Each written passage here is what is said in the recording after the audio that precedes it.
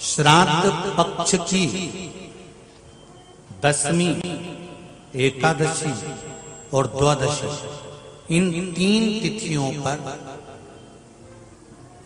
एक रोटी में थोड़ा सा मीठा रखकर सोमक पितृ का नाम लेकर यदि गाय को खिला दिया जाता है, तो अगर कोई पूर्वज प्रेत योनि में भी पड़ा हुआ होता है, भटक रहा होता है, जिसको पिंड नहीं मिला, जो अचानक मर गया होता है, अधोगति में चले गया होता है, उस जीव की मुक्ति दसवीं श्राद्ध पक्ष की, एकादशी श्राद्ध पक्ष की और द्वादशी श्राद्ध पक्ष की, ये 3 दिन सोमक पितृ का नाम लेकर रोटी में, पूड़ी में मीठा रखकर अगर गाय को खिला दिया जाता है, ये 3 दिन तक, तो वो पितृ कभी भटकते नहीं है, उनको मुक्ति प्राप्त हो जाती है, मोक्ष में।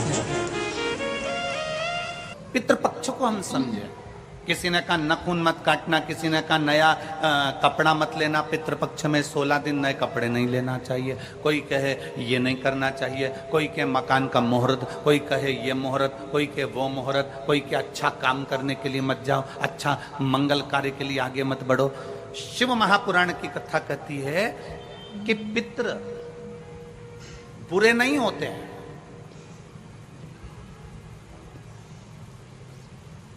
पितृ बुरे नहीं होते हैं। आज लोगों के मन में बड़ा भय हो जाता है। व्हाट्सएप खोलो, फेसबुक खोलो, तो ब्राह्मणों के लिए लोग कमेंट्स करना प्रारंभ कर देते हैं कि अब श्राद्ध पक्ष चालू हो गया, ब्राह्मण जीमने के लिए जाएंगे। कोई ब्राह्मण की तुलना कौवे से कर देता है, कोई कुछ कह देता है, कोई कुछ कह देता है। ना,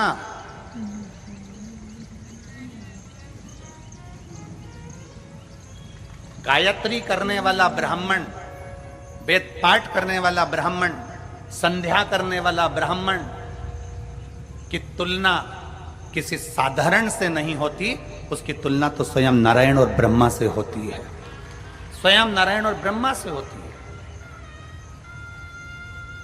किसी ने कहा कि तुम अभी नया वस्त्र मत लो, पितृपक्ष चल रहा, नया काम मत चालू करो, पितृपक्ष चल रहा है। श्राद्ध का मतलब क्या है? श्राद्ध का मतलब है आपकी पूर्ण श्रद्धा, आपका पूर्ण विश्वास, आपका पूर्ण भरोसा। पूर्ण श्रद्धा, पूर्ण विश्वास, पूर्ण भरोसा।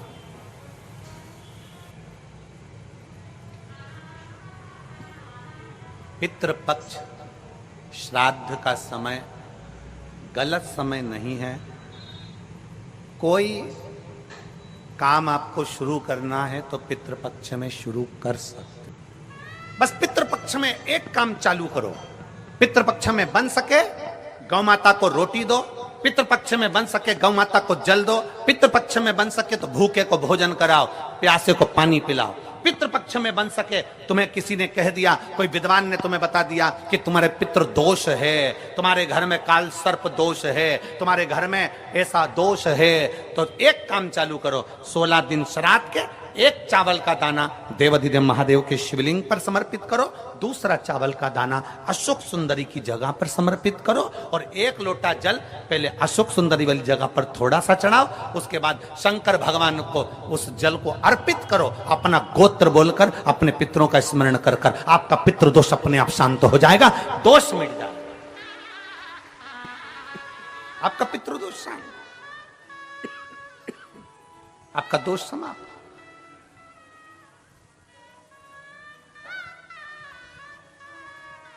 एक चावल का दाना शिवलिंग के ऊपर, एक चावल का दाना अशोक सुंदरी की जगह। और जल कहां चढ़ाना है? पहले जम के बोलो जरा, आवाज नहीं आई, जम के बोलो जरा, अशोक सुंदरी की जगह। और फिर जल कहां चढ़ाना है? शिवलिंग के ऊपर, शंकर बाबा क्या बोलकर? अपना गोत्र। जिसको गोत्र नहीं मालूम उसको एक चीज मालूम होना चाहिए, शंकर का नाम। श्री शिवाय नमस्तुभ्यम, ओम नमः शिवाय, नमः शिवाय, गौरी शंकर। शिव महापुराण की कथा कहती है दक्ष प्रजापति के पुत्रों को देवऋषि नारद ने भजन में लगा दिया। एक बेटी हुई जिसका नाम था स्वधा। क्या नाम है उसका? जम के बोलिए जरा, स्वधा। जितने लोग कथा सुन रहे हैं आस्था चैनल पर, पंडाल में, फेसबुक, यूट्यूब पर, तर्पण शिव महापुराण में इस नाम का उच्चारण 5 बार आप लोगों को करना है। ये स्वधा दक्ष प्रजापति की बेटी है और पितरों की धर्म पत्नी है। इस पितरों की धर्म पत्नी स्वधा का नाम लेने से अगर हमने कंडा, गोबरी, गाय का जो गोबर होता है कंडा, उसको जलाकर अगर धूप नहीं दी हो या किसी ब्राह्मण को भोजन आदि नहीं कराया हो या तिलांजलि तर्पण नहीं करा हो, पिंड नहीं दिया हो या श्राद्ध पक्ष में किसी को कोई दान ना करा हो तो उसका दोष ना लगे, उसके लिए तर्पण शिव महापुराण में पितरों की धर्म पत्नी स्वधा का नाम का स्मरण आप और हमको साथ में करना। सभी लोग एक साथ में बोलेंगे, स्वधा स्वधा स्वधा स्वधा स्वधा। बस ये 5 बार जो उच्चारण आपने पितरों की धर्मपत्नी स्वधा का करा है, जिस समय पर पितृलोक से आर्यमा देव के साथ में हमारे यहां पर आते हैं। और मेरा बहुओं से निवेदन है, बेटियों से निवेदन है, माताओं से निवेदन है, मान लो आपको कोई ब्राह्मण देवता ने कहा कि आपके यहां पितृदोष है, आपको कह दिया कि पितृदोष है, तो आपको घबराना नहीं है कि महाराज जी मुझे क्या करना पड़ेगा। पितृदोष है, एक चावल का दाना घर में से लीजिए, हथेली पर रखिए, पानी का जो मटका होता है, हंडा होता है, पानी का जो मटका है, हंडा है, जहां पर रसोई घर में तुम पानी रखते हो, उस हंडे के पास में, मटके के पास में उस चावल के दाने को लेकर जाइए, अपने पितरों का स्मरण कर कर स्वधा स्वधा स्वधा स्वधा स्वधा 5 बार बोलकर शंकर भगवान के शिवलिंग पर, तुम्हारे घर में शिवलिंग हो तो घर में, और अगर मंदिर में शिवलिंग हो तो मंदिर में, उस चावल के दाने को चढ़ा दीजिए। कैसा भी पितृदोष होगा समाप्त हो। मात्र स्वधा का स्मरण बहुत।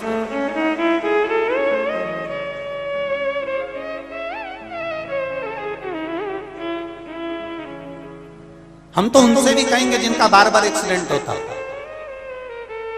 जो बार बार गिरते पड़ते रहते हो, बार बार एक्सीडेंट होता हो, बार बार उनको चोट लगती हो, बार बार, और उनको भी कहेंगे जिनको सर्दी की बीमारी या दमे की बीमारी या श्वास की बीमारी, उनसे भी कहेंगे कि श्राद्ध पक्ष में एक चावल के दाने का प्रयोग स्वधा नाम से अवश्य करें। चलने में दम नहीं भराएगी, श्वास नहीं भराएगी। और दूसरा, जो सर्दी का जिसको कोटा होता है, बार बार सर्दी हो जाती है, निमोनिया हो जाता है, कफ बना रहता हूं, उनके लिए भी स्वधा नाम का स्मरण। महाराज स्वधा नाम का स्मरण। दक्ष प्रजापति के घर में बेटी का जन्म हुआ जिसका नाम था स्वधा। स्वधा का जन्म लेते ही स्वधा श्वेत वस्त्र को धारण करती थी।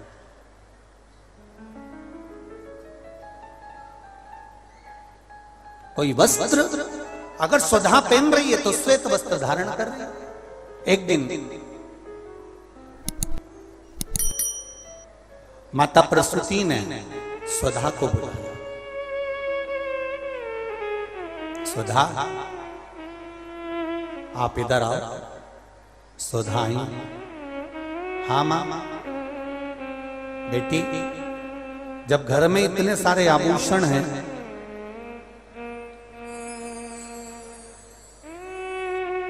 और घर में इतने सारे आभूषण जब रखे हुए हैं, तो तुम उन आभूषणों को धारण क्यों नहीं करते? उन आभूषणों को क्यों नहीं पहनते? घर में इतने सारे वस्त्र रखे हैं, तो तुम उन वस्त्रों को धारण क्यों नहीं करते?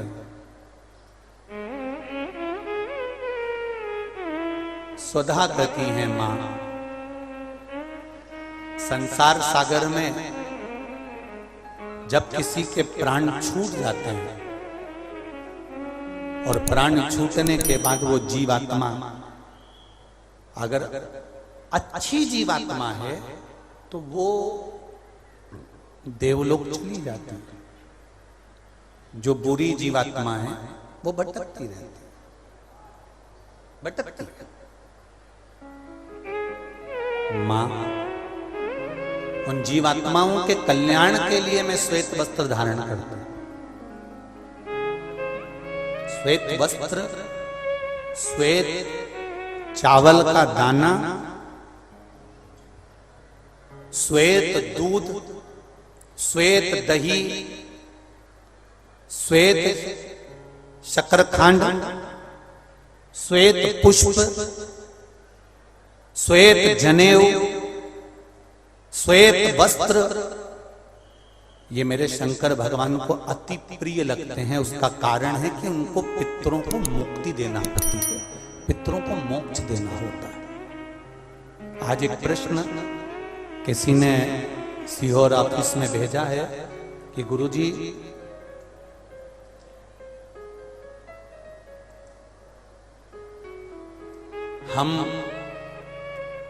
हमको श्राद्ध पक्ष में हम जो ब्राह्मण को भोजन कराते हैं या हम किसी को भोजन कराते हैं तो वो हमारी जीवात्मा को क्या वो मिलता है?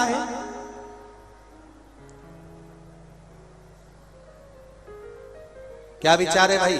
अशोकनगर वालों बोलो जरा जल्दी से। प्रश्न भेजा है किसी ने। हम अगर किसी ब्राह्मण को भोजन करा रहे हैं, हम किसी को भोजन दे रहे हैं तो वो हमारी जीवात्मा को मिलता है। 3 प्रश्न हैं और तीनों प्रश्न का उत्तर जरा देखिएगा, बड़ा ध्यान रखना। और जिसने प्रश्न करा है उत्तर प्रदेश से, वो ध्यान से सुनना भाई। हमने ब्राह्मण को भोजन कराया, हमने संत को भोजन कराया, हमने गुरु जी को भोजन कराया, तो वो मिलेगा। पहले तो ये अंदाजा करिए कि आप भोजन दादा ससुर के नाम से करा रहे हो तो दादा ससुर का नाम लेना पड़ेगा। बोलो सही है कि गलत है? गोत्र बोलना पड़ेगा। उसका कारण क्या होता है कि हमने पत्र लिखा और ये पत्र लिखकर हमने इसको मोड़कर हमने वो डाकघर के डब्बे में डाल दिया। हमने नाम लिखा, पता लिखा, पिन नंबर लिखा, एड्रेस पूरा लिखा, मोबाइल नंबर पूरा लिखा और हमने डब्बे में डाल दिया। अब पूरे अशोक नगर में चौराहे चौराहे पर ढेर सारे डाकघर के डब्बे लगे। इन सब डब्बों में से चिट्ठी इकट्ठी होती है, एक जगह पर आती है, बड़े डाकघर में पहुंचती है, बड़े डाकघर में से छटकर फिर एड्रेस पढ़ा जाता है। एड्रेस में तुम्हारा नाम पढ़ने का बाद में पहले ये पढ़ेंगे कि पिन नंबर क्या है, फिर पढ़ेंगे कि शहर का नाम क्या है। उसमें लिखा होगा गुना और गुना का पिन नंबर डाला होगा तो चिट्ठी को छाट छाट कर अलग रखते जाएंगे। अब गुना में ये चिट्ठी बड़े डाकघर में जाएगी, बड़े डाकघर में चिट्ठी पहुंची गुना के। अब वहां पर बैठकर छाटा गया कि बजरंग कॉलोनी के पास कौन रहता है, तो एलआईजी के पास कौन रहता है, तो चारभुजा नाथ जी के पास कौन रहता है, तो राजेश्वर मंदिर के पास कौन सा रहता है, कौन से वार्ड में रहता है, उसको छाट कर अलग रखा जाएगा। फिर वहां के डाकघर वाले व्यक्ति को, उस डाकिया को वो दिया जाएगा और उससे कहा जाएगा कि ये चिट्ठी पहुंचा दो। अब जरा प्रोसेस देखिए, डाली थी अशोकनगर में, इतने सारे डब्बों में इकट्ठी होकर एक डब्बे की चिट्ठी एक जगह पर इकट्ठी हुई बड़ी डाकघर में, वहां से इकट्ठी होकर फिर दूसरे डाकघर में गई, वहां से फिर धीरे धीरे डिवाइड होती चली गई। उसी तरह तुम्हारी लिखी हुई डाकघर की चिट्ठी जब वहां तक मुंबई पूना तक जा रही है और सही जगह नाम और एड्रेस है तो सही जगह पहुंच रही है। उसी तरह अगर श्राद्ध पक्ष में तुमने ब्राह्मण को भोजन कराया है, नाम और गोत्र लेकर कराया है, तो वो उस तक पहुंचता ही है, ये निश्चित है, उस तक पहुंचे। फिर दूसरा प्रश्न किया उसने, गुरुजी से पूछ के बताना कि गुरुजी तो कथा में कहते हैं कि मनुष्य की योनि छूटने के बाद फिर कौन सी योनि मिलती है किसको मालूम, ये गुरुजी ने कथा में कहा। तो हम भी नहीं कह रहे झूठ कि हमने कथा में नहीं किया, हमने कहा। तो उसने प्रश्न करा, अगर वो दूसरी योनि में होगा तो तुमने जो भोजन दिया, हो सकता है वो सांप बन गया, चींटी बन गया, झिंगूर बन गया, शेर बन गया, तो वो खीर पूड़ी खाएगा क्या? और पंडित जी को तो खीर पूड़ी खिलाने का बोलते हैं। फिर जब वो दूसरी योनि में पहुंच गया तो उसको खीर पूड़ी कैसे मिली? पंडित जी से, गुरु जी से पूछ के बताओ। तो हमारा निवेदन है, जब हम यहां से रुपया अमेरिका भेजते हैं तो वहां हमारा इंडियन पैसा नहीं होता, वहां डॉलर में चेंज हो जाता है। उसी तरह खीर पूड़ी भी डॉलर में चेंज हो जाती है, जैसा वो खाएगा वैसा उसे मिल जाएगा। जब भारत की करेंसी, भारत का पैसा यहां से डाला आपने अमेरिका, तो अमेरिका में बदल गया, आपने ऑस्ट्रेलिया डाला वहां में बदल गया, आपने कहीं डाला नेपाल ले गए तो नेपाल की करेंसी में बदल गया। जब यहाँ का रुपया वहां पहुंचकर वहां के रुपये में चेंज हो जाता है, तो हमने जो खीर पूड़ी ब्राह्मण को दी है और तुम्हारे यहाँ का वो जीव सांप बना कि झिंगुर बना कि शेर बना कि गीदड़ बना, उसको उस रूप में जो वो खाता होगा उस रूप में मिल जाता। डॉलर चेंज, यहाँ की खीर पूड़ी चेंज, वहां जाते से।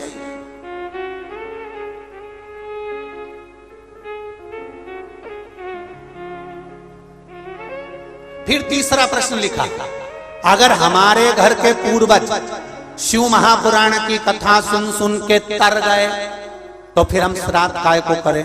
उनको तो मिलेगा ही नहीं, वो तो वैकुंठ पहुंच गए, फिर उनको श्राद्ध में भोजन कराने से मतलब क्या?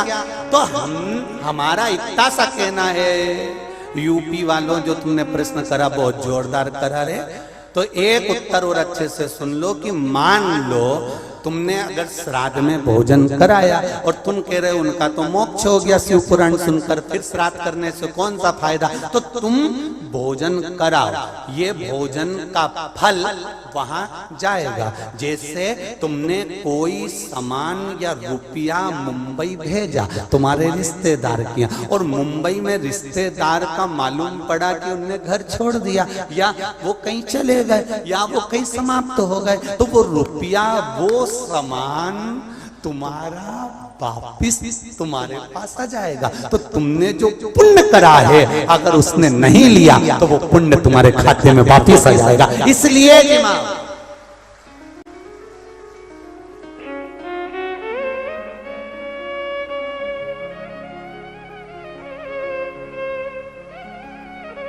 पुण्य करो, सत्कर्म करो। और कथा का स्मरण, बड़े बड़े किस्मत वाले हैं अशोकनगर वालों, बहुत बहुत किस्मत वाले हो, घर जाके नजर उतरवा लेना राई नोन से। इतनी जोरदार किस्मत पायो कि तर्पण शिव महापुराण की कथा, और कोई साधारण जगह पर नहीं, राजराजेश्वर की भूमि पर श्रवण कर रहे हो, कोई साधारण जगह नहीं। बाबा देव अधिदेव महादेव राजेश्वर भगवान की भूमि पर श्रवण कर रहे हो, किस्मत वाले हो, तर्पण शिव महापुराण की कथा सुन रहे हो। और आज कथा का कौन सा दिन है? चौथा। कितने दिन बचे? 25 को समापन, अमावस्या, खीर पूड़ी खाओ और दूसरे दिन से फरियाल की तैयारी में लग जाओ।